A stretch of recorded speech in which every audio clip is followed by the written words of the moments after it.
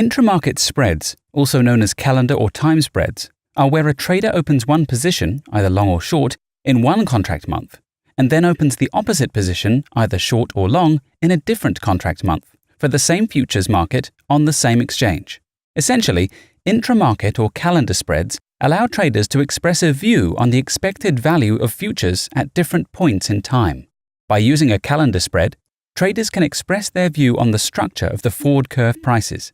If you expect the nearby contract to rise in value relative to the back end of the curve, you can buy the nearby contract and take an opposite position in a long-dated month. You would then benefit if prices move in your favor, causing the forward curve to flatten or invert. Calendar spreads can also be used by hedgers to manage changes with their underlying physical positions. For example, if you planned to buy a physical metal for future delivery in November, you would be worried about price changes from now until delivery. To hedge this price risk, you would enter into a long futures contract for the same product, also with a delivery date of November. But what happens if the delivery date for your physical metal changes to December? In order to maintain the hedge, you will need to move the futures position to December. To do this, you would sell the November versus December spread. In other words, you would sell the November contract and buy the December contract. The net position would be one long December's futures contract matching the new physical metal delivery.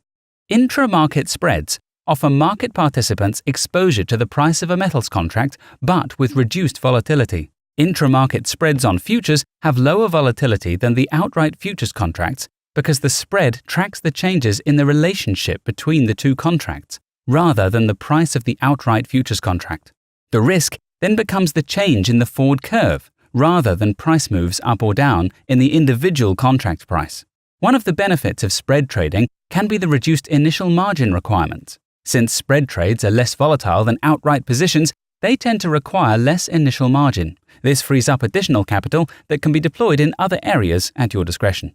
Intramarket, calendar, or time spreads are one way market participants can express their opinion on the direction of a market.